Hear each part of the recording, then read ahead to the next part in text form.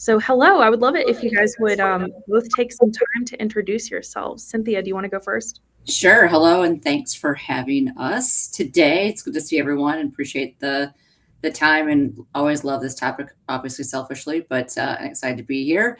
I'm Cynthia Mena. I'm the Vice President General Manager of AV at ADI. I oversee the business both domestically and internationally. And listen, we're in a time of change and innovation and transformation amongst our businesses. And feel there's so much value that we can bring to not just our customer partners, but our supplier partners as well. So excited to talk more about that. Perfect. David, what about you? Sure. David Watkins, Director of Velocity at Forte. I really appreciate you inviting me out here, Steph. This is going to be fun. Of course, I was excited that you guys both know each other too. Like Yeah. I love bringing friends back together. So, Cynthia, I want to start by asking you a little bit about how distributors like ADI are adapting their services to match realities of today's integration business. So, we're looking at a lot of smaller teams, we're looking at a lot of tight timelines, and we're looking at a growing demand for support, right? Yep. So I think, listen, you're absolutely on point. I mean, distributors like us are moving beyond just being box movers and fulfilling orders. We are really looking at how we can step up to better support, as I mentioned before, our integration and our supplier, business partners, regardless of size. I mean, everyone is challenged with time, to your point, with resources, with expertise, especially in a very dynamic time, whether that's tied to allocation of products, but technology changes, tariffs. I didn't want to say it on this call, but that's something that we've got to be on top of and help be a good partner and provide direction to our customers. And folks are really leaning into us, I think now more than ever before, not just for products, but for more strategic, operational and really technical support. Whether it's easing real estate pressure with our staging services, providing design services, training. We really want to continue to position ourselves as an indispensable partner and someone who, again, is not just a box mover who's fulfilling orders, but really an indispensable partner of choice from a business perspective and someone that we can lean into and be a trusted partner and help provide scale and support to our partners as well. We're doing a lot of work, working in early stages from a collaboration perspective with our integrators, even with their end users in some cases, to help do predictive modeling and forecasting tied to large projects and just overall business support. We're leaning into continuing to bolster our education support and our real estate footprint. You've seen us announce the addition of our new 2 and 3, 2.5 and 3.0 stores, which is really designed to provide more inventory at a local level. And that helps not just from an efficiency perspective, but from a freight perspective, which drives cost and greater profitability for our partners. Our training team continues just to be, dynamite in terms of what we're doing to help support the technical, challenges and changes, but also, putting more resources at our customers' fingertips as well. And we're also leaning into technology. I'm sure we'll have an opportunity to talk about that, how we're leveraging AI and other things to help drive improved, knowledge resourcing to our customers as well. Absolutely. David, on your side, so I'd love it if you talk a little bit about velocity and how this was essentially kind of created to speed up delivery, reduce complexity for integrators, but what specific needs or gaps in distributor partnerships prompted you to build this program in the first place? Sure. So for anyone who doesn't know, Velocity is Forte's accelerated delivery model, basically. So we do bulk rollouts across the nation or large-scale deployments in a single location. And one of the main reasons that we created this was to alleviate a lot of the standard, I would say, hurdles that we see throughout the AV industry as a whole. Where distributors really came into play for that was a one-stop shop to get a lot of what we need for pretty much any job. But what that comes down to is you start to see inconsistent stock levels, you see long lead times, there's unknown days of transit depending on different pieces and components. So things are not arriving at the same time.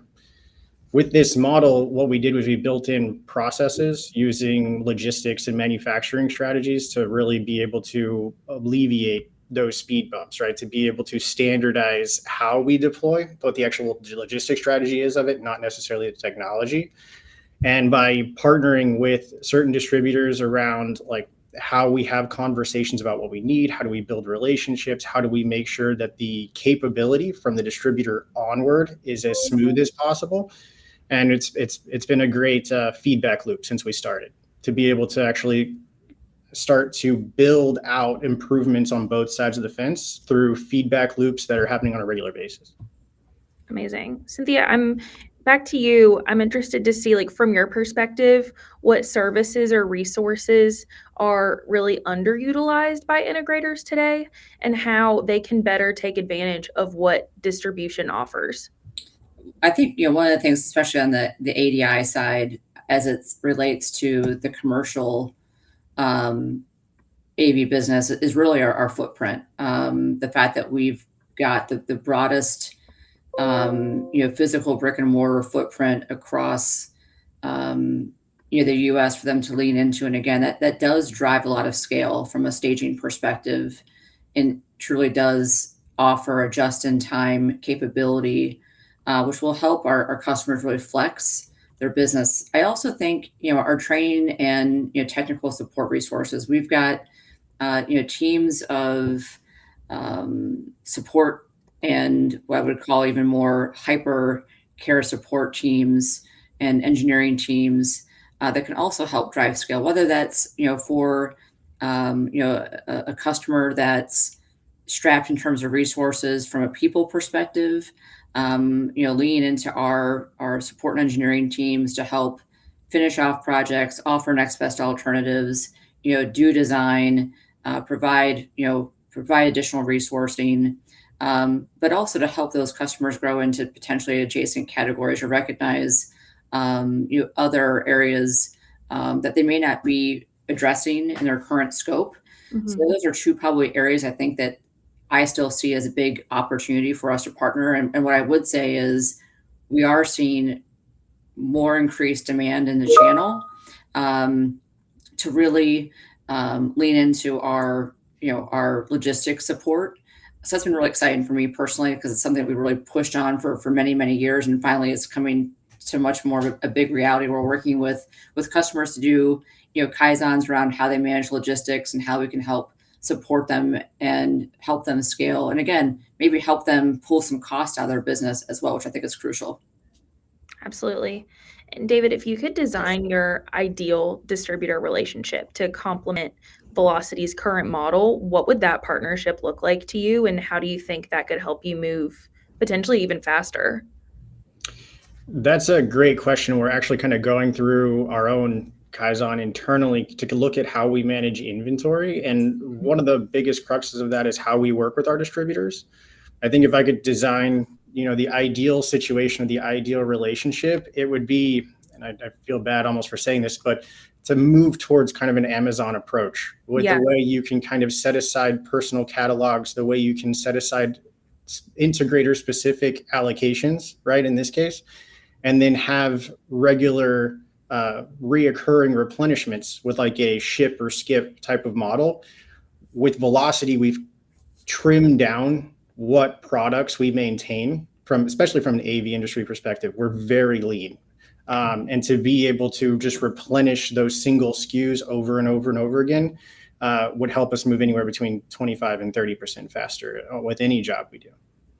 Absolutely. Cynthia, how you mentioned technology earlier, and I'm interested to see how ADI is approaching training and education for integrators because we kind of mentioned, like, technology is really in like a very weird, like, frontier, like, brand new time right now with technologies at our kind of fingertips, like AI, and like how do we use it? How do we harness its power? Yeah, we're using AI across, many different platforms and components of our business, whether that's, data flows with our ERP and website and our CRM. And I think that's really important because our ability to go in and analyze, for example, our CRM data gives us the ability to kind of draw out either A, hot topics, B, customer feedback, and can in real time really help enable us to address our customer needs, to address customer concerns, to identify areas that maybe our customers are struggling with, and double down on training in those facets, if that makes sense. Yeah. In addition to that, we're also using some technologies tied to our CRM to help our teams better deliver messaging. So we're using some AI capabilities inside of Salesforce to help our teams talk through campaigns, through new product introductions, to make them more efficient. And I see that especially critical in the onboarding of new employees, to help make them more efficient, and for us to in real time measure how they're progressing down the kind of onboarding path. But that's only going to translate to a better experience to our customers as well, because they'll be better armed to have those conversations and to talk tech, etc. So we really are doubling down on the kind of that full kind of ecosystem view of how we take data in, what we do with it, and then the impact of it outbound as well. Absolutely. And David, I'm interested to see if there have been some unexpected kind of wins or unexpected, anything from the Velocity program that kind of you weren't expecting would happen in terms of like the success of it so far. Well, I would say one of the big parts is definitely the changes we've made with speed. So we knew going into it that there was going to be a drastic improvement taking this approach, but how big of an improvement was kind of shocking right out the gate. Also, a lot of the regular inconsistencies that we were seeing from AV deployments tend to disappear when we go through this strategy, because we do a lot of work up front, which again, we knew was going to happen, but the actual scale of it was surprising. Very cool. And for both of you, I'm interested in seeing what role you think distributors should play in helping integrators evaluate and test like all of these emerging technologies that Cynthia was kind of talking about before deployment. And whoever wants to take that first can take that. Cynthia, you want to go first? Sure, I'll go first. Why not?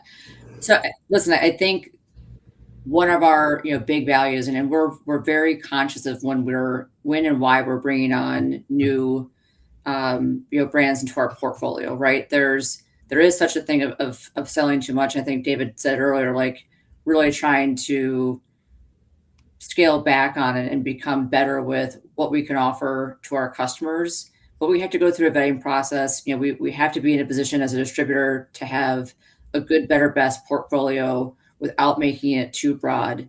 And we do a lot of vetting. I mean, it's anywhere from starting with our tech teams and talking through just the technology platforms themselves. It seems pretty rudimentary, but is it a good product? We can bring it in-house. We can do testing. We can do cross-functional testing with it. But then taking it to the next level, which I think often perhaps goes maybe a bit unseen, which is, can that supplier deliver, right? Are they positioned to get stock to us within a certain SLA? Is the price point favorable for the market? Is there margin in it for our customers and for them to present to their end users? What's the value add behind it? And while that all seems relatively simplistic, the culmination of all that can get rather complex, especially as we're talking about bigger customers. Forte as an example. I mean, they've got demands from their end users in terms of delivery and execution and performance. So it's kind of a culmination of all those things that come together. And on the backside, we can really work with suppliers to vet out that process up front before it even hits our customers' ERP systems. But in addition to that, our ability to help deliver that to our customer, having them work with our demand planning teams, having that real-time conversation and forecasting discussion. And I think that's something else to your earlier question. A lot of our customers don't take advantage of working with our demand planning teams to help make them more efficient.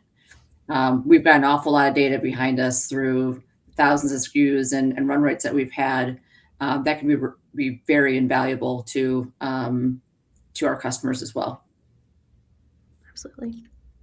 I'll add to that with just 2 points. I would really like to see from a distributor's perspective, like what product management looks like. Like I know ADI does a great job with their demand planning, but as far as holding manufacturers accountable, as we start to push forward in the AV industry, things are getting simpler. Like Biamp and companies like that are making single button configurable components, and it's making installations easier, simpler, faster.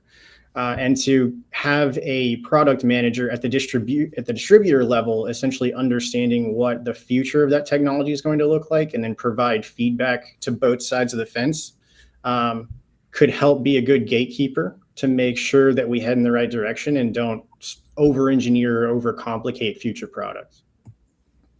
That's a great point, David. And I agree 100%. Things are changing, things are getting simple, especially when you look at, the control side of the business and some of the distribution side of the business in terms of technology distribution, not distribution box moving. But our ability to help provide some guidance and some consulting there, I think is also very valuable. And we take it from an approach. I mean, a lot of our technical team comes from an integration background. They were part of integration teams and companies. They owned integration teams and firms, and that experience, I think, really lends itself well. They have a perspective, I think, that's very real to our customers as well. Absolutely. So, I mean, one of the big, obviously, like points of what we're talking about today is that obviously the role of the distributor has expanded so far beyond moving product. So, what is the next big capability that both of you think integrators will expect as a standard? I'm sorry, I missed the last part. Oh, the next big capability that you think integrators will expect as a standard. Oh, interesting. From an integration perspective, I would say allocation and visibility into inventory management at the distributor side, even past where we are now, almost to the point to what their demand planners see. I think that'll be a big win if we could push that information to integrators, because as you start to look at nationwide capability and then eventually into global reach for some of these integrators, they'll want to know where product's coming from, what the lead times are, and essentially what the next step will be as far as the technology is concerned on the inventory side. Cynthia, I'm interested to hear your perspective on that. I mean, I agree with Dave a lot on that statement. I think, again, there's a lot of value-added services, whether it's, technical design, there's, we haven't even talked about, the finance side of it as well, right? But I do feel like our ability to give some, pre-look to data, whether that's through our demand planning teams, through automated, data feeds, and so forth is probably very vital. Being able to report out on trends that we're seeing, whether that's tied to allocation, supply chain, pricing, et cetera. Those are very critical focus areas of us to provide to our customers. And we've just recently, in the last few weeks, are doing a major ERP migration, which will make us just a lot more flexible and nimble, and really elevate that services level to our customers as well. Absolutely. This is kind of like almost kind of speaking to financing options and as a service models and how kind of those are really gaining popularity in our industry in general. How do you both see these impacting the way integrators choose distribution partners potentially in the next few years? After you, Cynthia. I think from our perspective, we, part of what our value is helping our customers be more efficient, whether that's through our, our terms and finance solutions, whether that's through our staging, etc. And I think sometimes while it sounds pretty simple, it comes down to where some of our customers are in their journey as a business, what's more important to them, if that makes sense. Yes, of course, everyone's best price and to deliver the product in a timely fashion and have it be damage free, etc. I mean, those are fairly simplistic, but I do think some of these other elements, the AV as a service, is a very broad term, and how they look at monetizing some of that is interesting. And I don't know that anyone, has that kind of AV as a service completely nailed down 100%, because depending on who you talk to, the definition of that changes a bit. It's true. But I think it does really get down to the individual customer to see what's important to them. I'll add to that by just saying that we actually recently eliminated what we used to call like our subscription model. Mm-hmm. You basically pay a monthly fee like you would with Netflix and so on. And we recently just shut that down due to a downturn in demand for that specific service. However, recently, since we shut it down, it's now become extremely popular. And as we start to see more customers start to put large bids out and so on, they're getting very creative on the financial side, starting to push for longer terms. What does leasing look like? What does subscription look like? And we're having to get creative. And I think teaming up with distributors would make that very interesting as far as like, how do we handle cost of capital around inventory? How do we handle what you hold, how long you hold it for, when the net terms are, and so on? And to be able to tie that into any sort of management system will give visibility to everyone. So if we're moving in that direction and financing is becoming increasingly creative, we're going to have to keep up if we want to, from an integrator perspective, win large bids with these large name customers. Yeah, no, I hear you. We had a question/comment come in from the audience, so I figured I'd go ahead and give that to you guys. Crystal from Show Sage says, as an AV distributor, I would like to utilize AI more often. Aside from inside the CRMs, how else are distributors using AI in their day-to-day interactions? Well, I think it's, we're using it in a variety of ways, and I think it's probably does vary across, the different partners and different distributors, but can be as simple as online chats, automated data flows, with our ERP systems or our websites, that also do and potentially do flow through our CRM as well. Enhanced search on web as well. There's a lot of different ways that we're using and enabling AI technology. And listen, it's AI is still, somewhat of a crawl, walk, run exercise for our business, right? We've got to be responsible for it. But there is, and we have identified an awful lot of ways that it can help us be more efficient and really provide a better experience to our customers at the end of the day. So. Absolutely. And this is kind of a question for both of you again, and I'm interested to see how you both feel about this. But if you could both change a common perception that integrators have about working with distributors, what would it be and why? Cynthia, do you want to go first? I think the common perception is and sometimes it's that common theme of like you get what you give, but I think the misconception that we're just box movers. There's so much more value that we deliver from a supply chain, logistics, scale perspective. And I think for a long time, and listen, I've seen the evolution of the channel change from direct distribution. The value that we can even provide to our supplier partners in terms of efficiency and scale has been tremendous to watch over the last decade. And we've seen more adoption on the supplier side to shift towards distribution. Gives them the opportunity to focus on what they do best, which is, engineer and create and manufacture products, and let us handle the other side of it. But I think also the perception from the customer that, we are simply fulfilling orders when we do so much more than that. And listen, it's incumbent upon us to spread that message and to share the different services, the value, and opportunities that people can take advantage of inside of what we do. But that would be my one. From my side, I'm coming from the logistics industry. I was concerned when I came into the AV industry and started talking with distributors that it was going to be all about how much we spent with that distributor.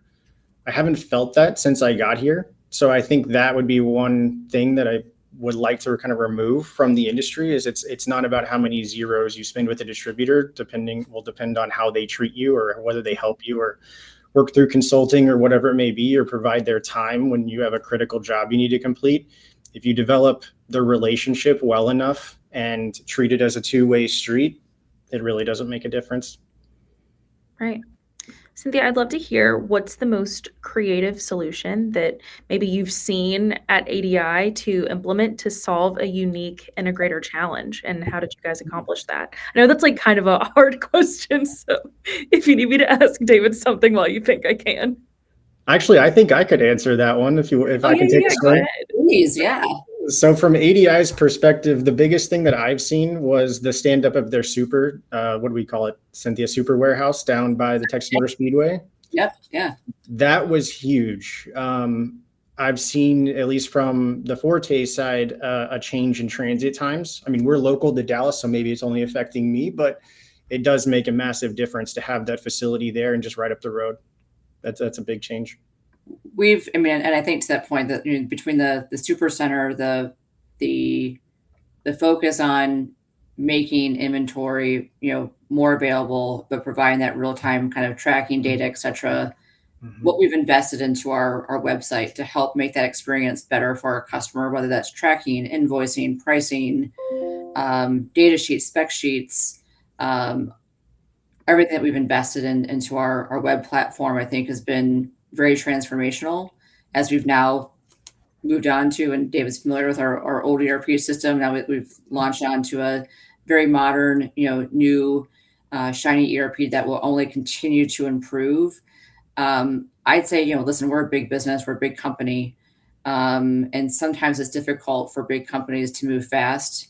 But it's impressive when we put our mind to something, whether that's setting up new solutions when we integrated with or acquired Snap and launching those solutions within like 2 weeks was impressive. So there's a lot of things that we've done that I think are really impressive. And we just have a really talented team across functions that help us do that and help us get better and better every day.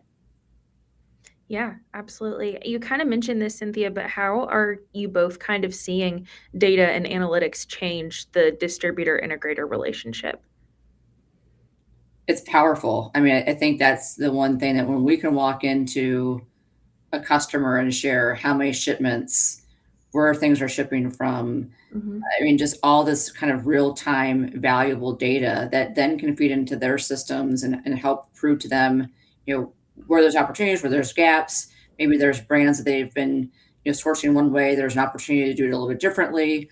Um, the, Power BI and the implementation of that across our teams has just been very, very powerful. And again, for the partners that want to take advantage of that, we can get real granular in terms of what we're sharing with folks as well. So Absolutely. So I know we've only got a few more minutes here, so I'd love to kind of give you both a couple minutes each to just kind of give some final thoughts and maybe touch on anything that I didn't get to ask you guys about. David, do you want to go first?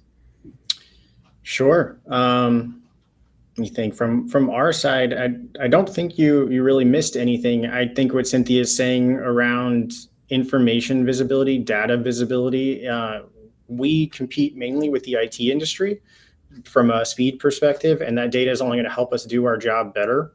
So the faster we can get down that road, the more that we can catch up to how the IT industry handles that now will only be an improvement for us as a whole. And I'm really excited to see kind of what ADI is doing in the background, because as Cynthia said, you guys are a very big company, and any improvements you guys are making will ripple across the rest of the industry. So it's great to see. Absolutely. Cynthia, what about you? yeah, I think from our perspective, we talked a lot about this, but in summary, we've got a very strong we call it IBP, integrated business planning process, that does allow for real time and advanced coordination with our suppliers and that's tied to our category teams, our demand planning teams, inventory teams, et cetera.